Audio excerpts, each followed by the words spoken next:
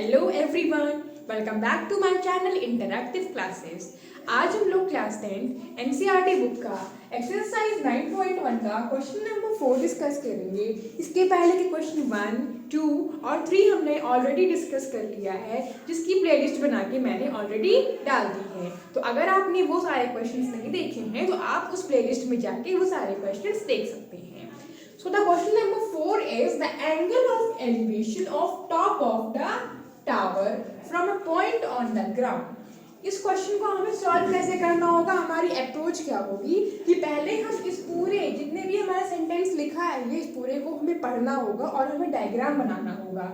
Diagram कैसे बनाएंगे, थोड़ा थोड़ा हम पढ़ते जाएंगे और जितना हमको समझ में आता जाएगा उतना हम यहाँ पे डायग्राम बनाते हुए जाएंगे। ऐसा नहीं कि पूरा एक साथ पढ़ लिया फिर हम डायग्राम बना रहे हैं, क्योंकि उस तरह से हम उसमें कंफ्यूज भी हो सकते हैं। तो हम क्या करेंगे, जितना पढ़ के समझेंगे उतने का डायग्राम बना लेंगे। अगर हमने डायग्राम बना लिया तो हमारा क्वेश्चन तो फिर 70 या 80% वैसे ही सॉल्व हो जाएगा। तो मेन हमारा एम क्या है, टारगेट क्या है कि हमें यहाँ पे डायग्राम अपना बना लेना है। तो angle of elevation of top of tower from the point on the ground. जो वर्ड आया एलिवेशन, इसका मतलब ऊपर देख रहे हैं हम। तो हमने देखा कि ये एक पॉइंट है,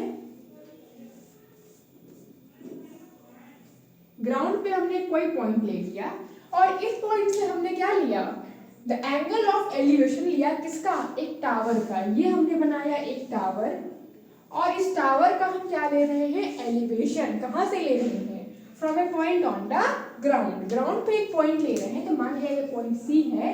यहाँ से हम क्या ले रहे हैं, एंगल ऑफ एलिवेशन का मतलब ऊपर देख रहे हैं। अभी जो पॉइंट था वो क्या है, 30 metre away from the foot of the tower. तो अगर ये हम टावर मान रहे हैं तो इसका फुट यही तो होगा। अब यहाँ से 30 मीटर अवे, यानी ये क्या होगा, 30 मीटर अवे। हमने एक पॉइंट लिया और यहाँ से इस टावर के टॉप का हमने क्या देखा, एंगल ऑफ एलिवेशन देखा। वो कितना है, 30 डिग्री है। सबसे पहले एक हमने क्या बनाया, टावर। फिर उस टावर के फुट से 30 मीटर अवे ग्राउंड पे एक पॉइंट लिया, पॉइंट सी। और उस पॉइंट से पॉइंट ए का एलिवेशन कितना है, 30 हमको दिया है। We have to find what, find the height of tower. हमको इस टावर की हाइट फाइंड करनी है, जिसको हम h मान लेंगे।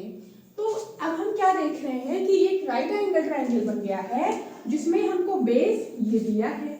इस एंगल के लिए ये बेस होगा, ये हाइपोटेनस होगा और ये परपेंडिकुलर होगा। तो हमको बेस दिया है और हमें परपेंडिकुलर फाइंड करना है। तो हम रिकॉल करते हैं कि बेस और परपेंडिकुलर का रिलेशन हमें कौन बताता है, साइन, कॉस या टैन। तो साइन में तो क्या इन्वॉल्व होता है, हाइपोटेनस। कॉस में क्या इन्वॉल्व होता है, हाइपोटेनस। जो टैन है उसमें क्या होता है, परपेंडिकुलर अपॉन बेस। इसका मतलब इसमें हम क्या लगा सकते हैं, टैन लगा लेंगे और हमारी हाइट निकल आएगी।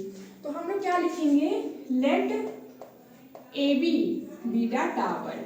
ए बी क्या होगा, टावर होगा, ऑफ हाइट h मीटर, जिसकी हाइट क्या होगी, h मीटर होगी। ओके, हमने क्या कहा कि ये जो टावर है ए बी है, जिसकी हाइट h मीटर है। And C be the point on the ground. और सी क्या है, ग्राउंड पे एक पॉइंट है, C be the point on ground which is 30 metre away. जो क्या है, जो 30 मीटर दूर है, कहाँ से, बेस ऑफ टावर से, which is 30 metre away from the base of tower, from the base of tower. ये कहानी हमने लिख दिया कि हमारा ए बी जो है वो टावर है, जिसकी हाइट h मीटर है, और सी वो पॉइंट है जो इस टावर के फुट से 30 मीटर अवे है।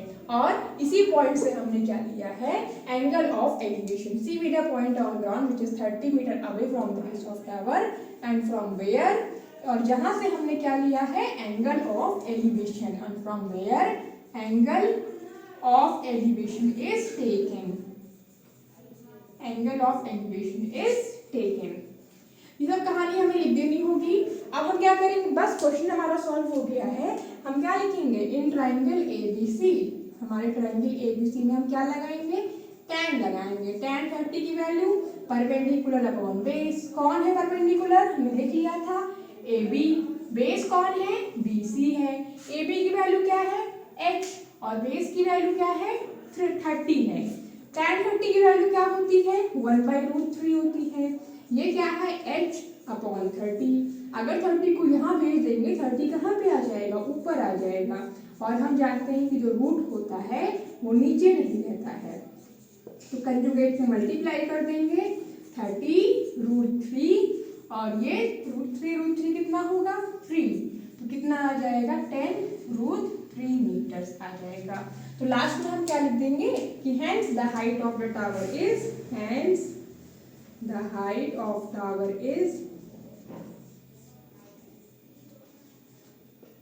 10√3 मीटर्स। ये क्या होगा हमारा आंसर हो जाएगा। So this was the question 4 of NCERT book class 10 exercise 9.1. I hope आपको आज की क्लास समझ में आई होगी। Thank you for watching. Let's meet in the next video.